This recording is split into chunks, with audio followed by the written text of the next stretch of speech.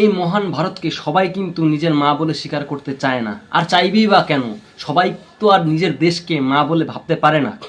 আপনারা জানেন, বিজেপি সরকার ক্ষমতায় আসার পরে সকল সরকারি শিক্ষা প্রতিষ্ঠানে বন্দে মাতরম গাওয়া বাধ্যতামূলক করেছে। কিন্তু একটা নির্দিষ্ট গোষ্ঠীর মধ্যে আরেকটা নির্দিষ্ট গোষ্ঠী সেটা গাইতে অস্বীকৃতি জানিয়েছে, যে তারা কোনোভাবেই বন্দে মাতরম গাইবে না, গাইতে পারে না। চলুন একটা ভিডিও দেখাচ্ছি, তারপর বাকি কথা বলছি। কখনোই মুসলমানরা বন্দে মাতারাম গাইবে না, আর গাইতে পারে না, তাহলে তো মুসলমানই থাকবে না।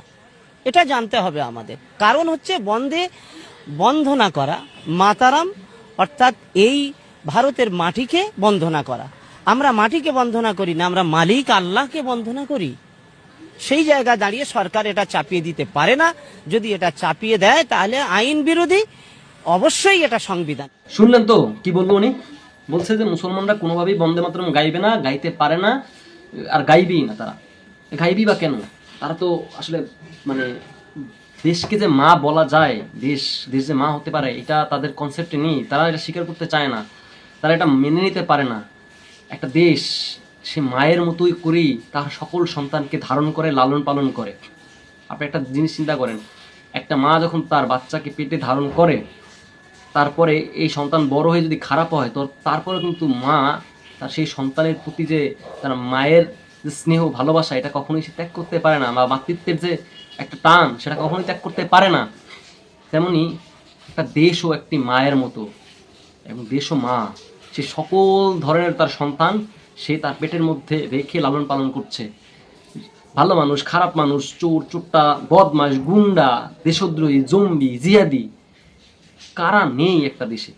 তবু তো দেশ তাদেরকে বছরের পর বছর ধরে লালন পালন করে যাচ্ছে, ধারণ করে যাচ্ছে।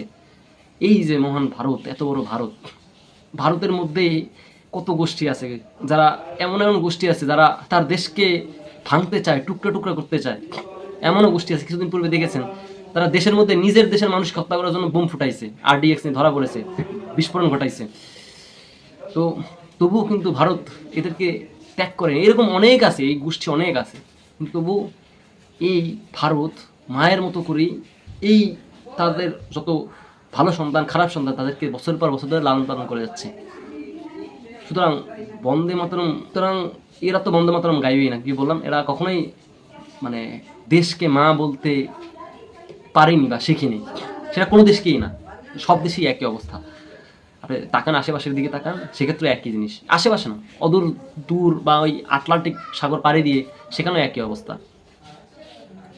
তো ভালো থাকবেন সবাই, দেখা হবে নতুন কোনো ভিডিওতে। টাটা।